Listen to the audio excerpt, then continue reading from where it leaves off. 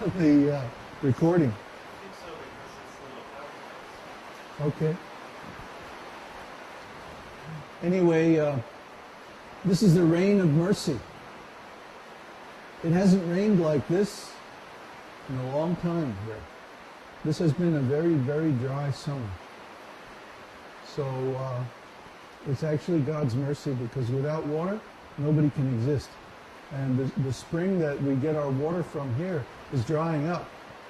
We've had problems getting water. Some days we haven't been able to take a shower except with a bucket. Huh? So this rain is very welcome. Now, the impersonalists think that God is just an energy or a light or something like that. Actually, their theory is very vague. Huh? God is something or other, as long as he's not a person. They're afraid of God being a person, because that would mean that they are also persons eternally. And they don't like that idea because they're suffering. Well, of course they're suffering, because they're atheists. They don't like the idea of God being a person with his own will and his own desires and activities and form and so on. Huh? They don't like that idea. Because if God is a person, then he has will. And that means they have to obey God's will, and they don't want to do that. Huh? They want to be God themselves. So they have this whole theory that God is impersonal, God is just an energy, God is just a light. Huh? And somehow or other, they want to merge with God. They want to become God. Huh? But if God is impersonal and you merge with God, that's the end of your personality. That's the end of your individuality. That's the end of your separate existence, your identity, your will, your desires, your emotions, your ideas, your mind, everything. Try to understand. This is a very poisonous philosophy. Because if you are the same as God, then you can't be conscious of anything. Huh? If everything is one, if there's no distinction between different objects, different persons, no relationships, then there can't be consciousness either. So that means the end of consciousness, the end of existence, the end of activity, the end of pleasure, the end of everything. Huh? But the devotee says, no, I don't accept this. It's impossible, first of all, because God is a person, eternally.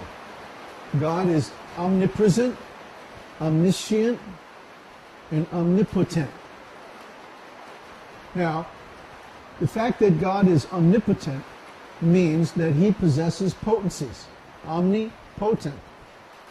To be omnipotent, you have to have potencies, powers, energies. Huh? So that means there's a difference between God and his energies. There's a difference between God and his potencies. He controls his potencies by his will. Huh? He knows everything that's going on. He's omniscient and omnipresent. He's present everywhere, and he knows everything. So he's controlling everything because his potencies are under his control. There's a difference between God and his energy, and the human soul and the human body, the material world, and all this stuff that we see are simply different energies or potencies of God under his control. When we see things as they are, we see that everything is God's energy. Huh?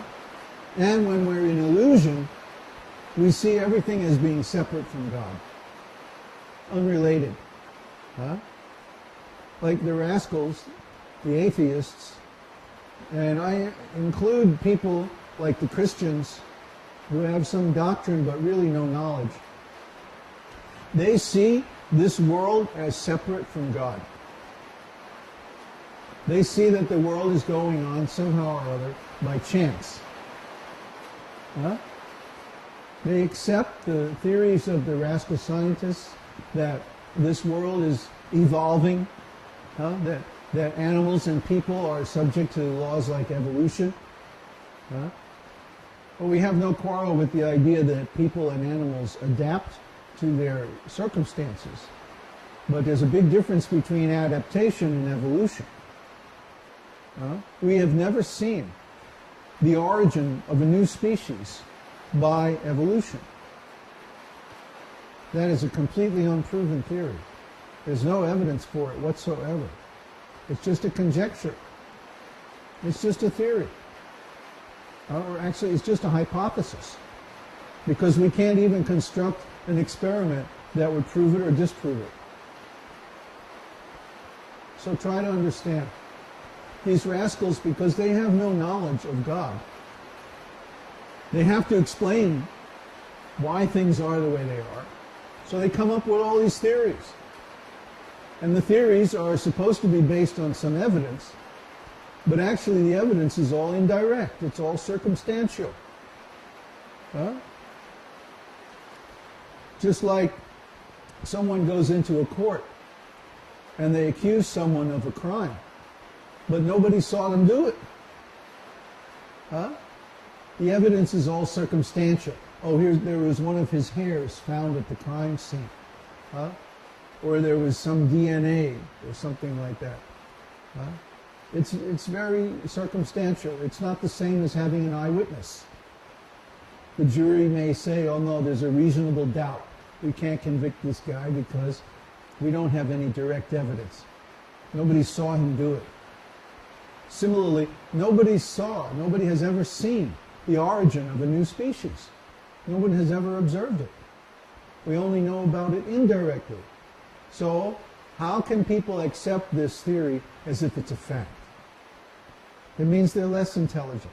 They don't understand the difference between a theory or a hypothesis and an actual explanation, an actual fact. They're less intelligent. They follow their beliefs, their hunches. This is another reason why faith is a very weak basis for any kind of a spiritual process or any kind of community. And we see that communities that are based on faith have a very high turnover. For example, in ISKCON, people last about 3 to 5 years, no more than that, and then they leave. And they still consider themselves devotees, but they can't justify their continued participation in that community or that society. Why? Because they get burned out. They don't have sufficient evidence that what they're doing is actually the real truth. They have so many negative experiences, and so they burn out and they go away. But we don't want our community to be like that. We want our community to be based on real experiences of transcendental emotion, transcendental consciousness, transcendental bliss. So we give students the most powerful teachings in the Vedic scriptures so that they can go on and actually experience these things. And we give hope, actually, because we have experienced them. And you can see, actually, when we're chanting or when we're talking about these things on our programs, you can see that we're having transcendental experiences. There's nothing sweeter than to chant the holy name and then talk about this philosophy to people who are interested, and actually see them apply it in their lives and get the benefit. There's nothing better than that, I'll tell you. In all of the experiences I've had in this world, there's nothing better than seeing people make advancement in this science. That helping people out by giving them knowledge, and then they make advancement and they improve their lives. There's just nothing like it. There was one guy who wrote about 6 months ago, oh, I'm so poor, I have no money, everything in my life is falling apart, it's all a mess, and it's like that. So I said, well, just chant Vishnu Sahasranam. That's what it's for. The 1,000 names of God. Just chant it. If you can't chant it, that's okay. Just hear it. So he started hearing Vishnu Sahasranam. Now he's chanting Vishnu Sahasranam. And now he has a job, he's getting money, he's in a better situation. He moved out from his old girlfriend who was a complete ridiculous idiot. And now he's so much happier and he's doing so much better. So just see. These methods actually improve your life. And if you put them into practice, you'll get the result. So do put them into practice. Don't just listen to this and say, oh, that's very nice, and then go on with things the way they were. No. Put them into practice in your life, and you'll experience the same things that we're talking about. And you'll say, wow, how could I have gone so long without this? Well, that's the main feedback that we get from people. It's like, how could I have lived my whole life without this knowledge? This is great. I want more. So people who actually try it, they become